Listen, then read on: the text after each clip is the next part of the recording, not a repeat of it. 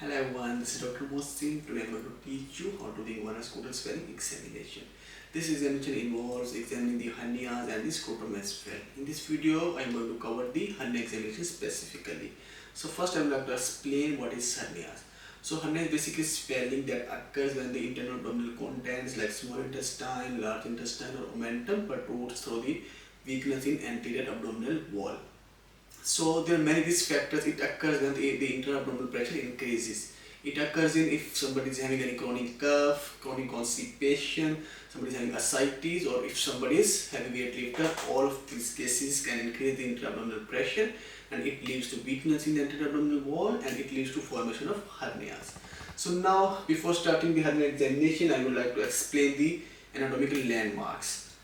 So doctors, first of all, I will be showing you here as well and on the board as well, so you can also teach the students in this way on the paper as well for better understanding. So doctors, this is pubic symphysis.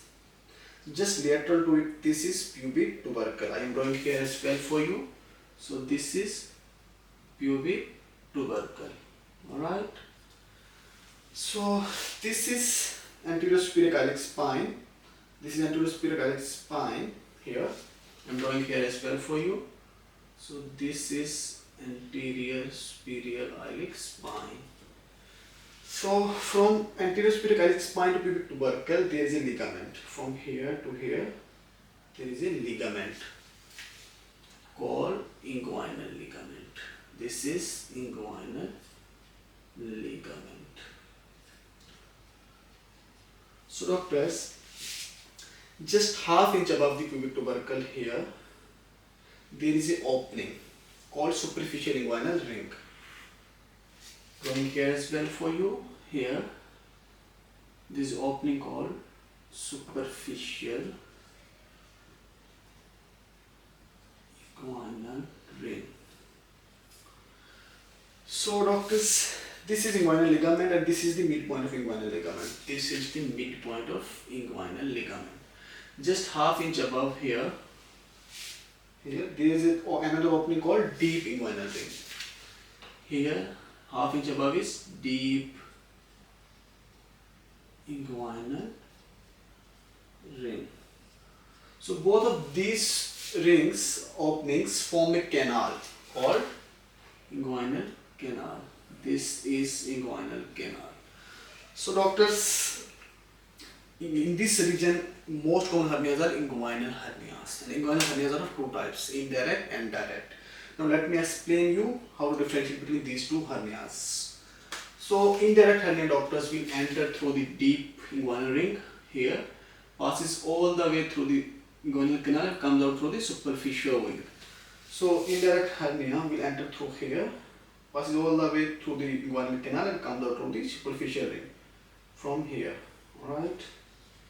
And direct hernias, doctor, it will enter directly here through the weakness and it will come out through superficial ring. So both hernias are coming out through the superficial ring, but indirect hernia is entering the deep and superficial both, but direct hernia is not entering the deep ring. So this is the main differentiating feature. Okay, so doctors, this is all from the anatomical landmarks. Now I am going to proceed for the examination of hernias. So doctors, as in every examination, first of all we need to explain the patient what we are going to do, the position, the exposure and the chevron as well.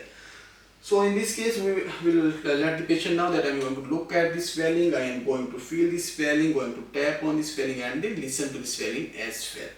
And position will be standing position, lying position as well, and we need to expose the patient below the waist, and a member of medical team will be with us to ensure the privacy and dignity of the patient. So now proceeding towards the swelling. So first of all we are going to do the inspection. So if this here is swelling, doctors, we need to just look at the swelling and comment on the site, size, shape, and if it is unilateral or bilateral. Alright. So first step is inspection. Alright. So if there is no swelling, doctors, we need to ask the patient to cough, and when he coughs, swelling will come out because intra-abdominal pressure increases, then we will comment on it.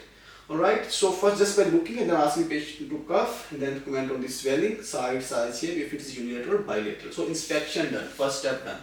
Next step is doctor's palpation. So in palpation, doctor, there are basically 4 to 5 things. First of all, we are going to feel for the temperature.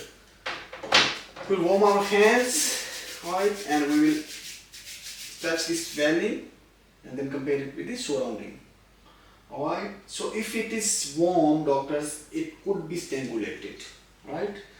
So next thing is, doctor, we are going to feel for the tenderness. We are going to touch and we will look towards the patient's face, and if it is tender and if it is warm as well, doctor, this is could be most likely testicular hernia, that this part of the abdomen is not able to get the blood supply, so this is acute emergency. We need to inform our senior and patient might need emergency surgery. So after that, doctor, if it is not warm and if it is not tender, next thing is consistency. We will simply feel and what is the consistency to see what are the contents inside. If it is elastic tube like, the content could be small intestine, and if it is dewy like, it could be omentum, the fat around the stomach, coverings of the stomach.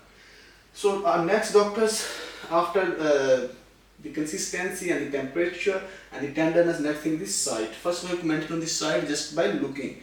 Now we are going to comment on this side by touching. So doctor, if the swelling is, this is pubic tubercle, if the swelling is above and medial to pubic tubercle, this is inguinal hernias, and if it is below and lateral, this is femoral hernias.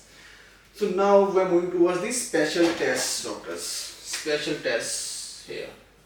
So there are basically 3 special tests. One test is cuff impulse test. Alright, so we will simply ask the patient to cuff and the swellings comes out. So it means when he cuffs, the intra-abdominal pressure increases and swelling is coming out. This is positive cuff impulse. Next test is doctor's deep ring occlusion test. This is most important test to differentiate between indirect and direct hernias. We will simply ask the patient to reduce the hernias by lying down, and then we will be placing our finger on the deep ring here. We will be placing our hand here, and we will basically be occluding the deep ring, and we will ask the patient to cuff now. If this swelling comes out, doctor, it means this hernia is direct hernia, and if no swellings comes out, it means this is indirect hernia. Why? Because we are occluding the deep ring and indirect hernia is entering through the deep ring here. If we are occluding this area, doctor, no swelling will come out, but we will feel wave under our hand. If swelling comes out, it will be direct because it is entering here. So I am placing my hand here, and the swelling is coming out. It means this is direct hernias. Alright, so next test, that is the last one, special test, that is 3-finger test or Siemens test. So how to do this test? If hernia is on right side, we are going to place our right hand, and if it is on left side, we are going to place our left hand. So if it is right side hernias, doctors, pause, so we are going to place our 3 fingers. One finger on superficial ring, that would be middle finger. One finger, that is index finger, we are going to place it on deep ring, and the ring finger we are going to place on saphenous opening. We will ask the patient to cuff, and under whichever finger we are going to feel the impulse, we will decide which type of hernia patient is having. Alright, so the index finger on deep ring, middle finger on superficial ring, and ring finger on saphenous opening. If we are going to feel impulse under our index finger, this is indirect hernia because we are including the deep ring like here. And if you are going to feel the impulse under our middle finger, this is direct hernia because we are including the superficial ring. And if we are going to feel the impulse under our ring finger, it means this is femoral hernia because we are including the saphenous opening. Alright, this is all from the palpation. Now we are left with doctor's percussion thing. We will be tapping on the swelling just to see what are the contents, and if the content, if it is resonant, then it is small intestine, and if it is dull, this is omentum. Right, and the last thing, that is auscultation. We will simply listen to the swelling, and if we are able to listen to the peristaltic waves, it means this is small intestine. If we are not able to listen anything, this is omentum. Alright, that's all from hernias examination. Thank you so much.